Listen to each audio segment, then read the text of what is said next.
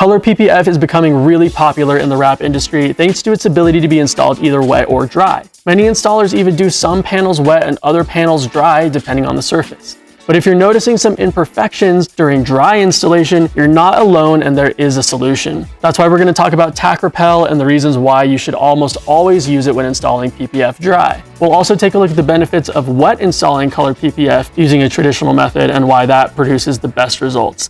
Let's get into it. Hey guys, it's Austin with WrapFresh, and today I'm going to be showing you the differences of using Tack Repel and not using Tack Repel on a dry PPF install. So what we've got is we've got two pieces of dry PPF, and I'm gonna install one side with no Tack Repel and the other side with Tack Repel and show you the finishes on both. So what we're gonna do is we're gonna install the right side with no Tack Repel.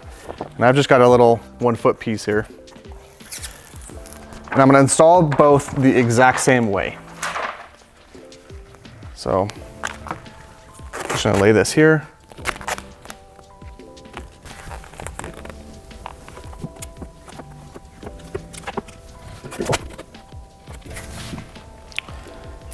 And what's happening is the adhesive is bonding to the surface a lot quicker and more aggressively than we realistically want it to.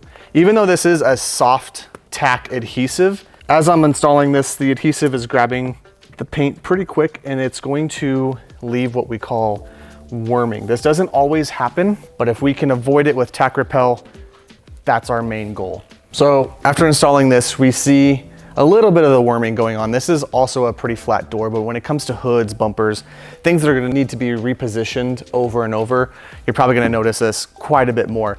Now, just because you barely see them here, doesn't always mean they're gonna stay this way. Once this glue settles, it could get worse. It most likely will get worse. It could be a number of things. The main thing is it's usually air trapped within the adhesive channels. And once that gets warm and cold over time, that air is going to expand and contract underneath the film, which is going to leave a more aggressive line. But as far as a reposition line, those can usually ease up and go away once that adhesive settles. So let's avoid it using the Tack Repel on this other one. And so I'm gonna remove this here, and so you can see how much tackier this is without Tack Repel. And I'll show you the difference with Tack Repel. I'm going to give my towel a generous amount of Tack Repel, and I'm just gonna wipe this on the surface.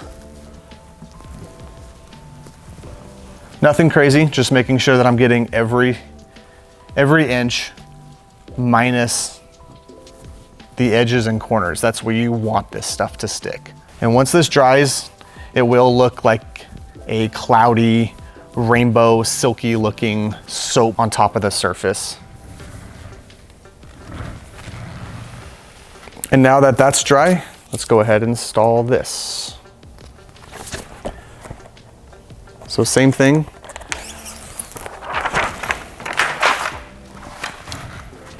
I'm going to peel and stick and hinge right here on this body line.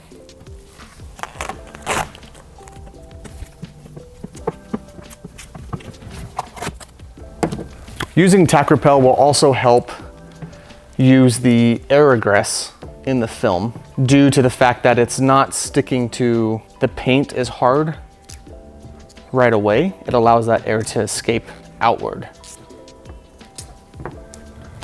So after installing the panel with Tack Repel, you can see the difference in the clarity of the film, and having it reduce the amount of reposition lines, adhesive lines, and worming allows that film to look a lot more like paint. Tack Repel is not a 100% guarantee. However, it helps reduce the chances of this happening dramatically. And so now I'm gonna show you how easy it is to remove it with Tack Repel. So right down here, I did not get any Tack Repel. As you can see how sticky it is. And then once we get to this body line where Tack Repel is, whole panel comes right off. Now, this is why you don't want to get it on edges or corners, is because this will affect that. Installing this, there's two ways you can do it. You can either put the Tack Repel on your rag and wipe around and just avoid the edges, or you can get the entire panel done and then later on go over about an inch away from the edge or recessed areas with alcohol to kill that Tack Repel. So now that we've showed you the difference between using Tack Repel and not using Tack Repel, let's go ahead and show you what the difference is doing it wet. This will kind of alleviate all of your issues when it comes to, wow, I didn't realize that was that long.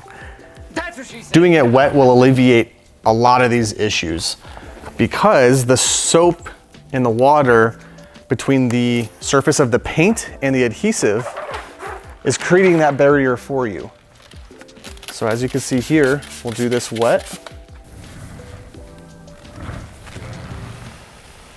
So I just used some soapy water as my slip solution here. And as you can see, I could push out these bubbles very easily because that soap is allowing me to do so.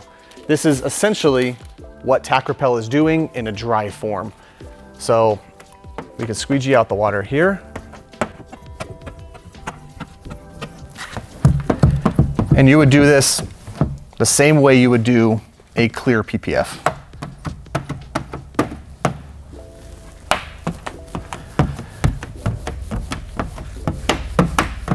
And since the soap is allowing that barrier between the paint and the adhesive, you're gonna essentially end up with no warming, realistically no adhesive lines, unless the film is under tension, which here on the door, the film is not under any tension. And as you can see, there's not a single line in this film. Now, why would you want to install it wet or dry? It kind of gives you flexibility on what you're used to. If you're more of a vinyl installer, dry is probably going to be your you're probably going to prefer to install this dry. If you're more of a PPF installer, you're going to want to do it wet because this is essentially the same thing as clear, just with the color layer inside of it.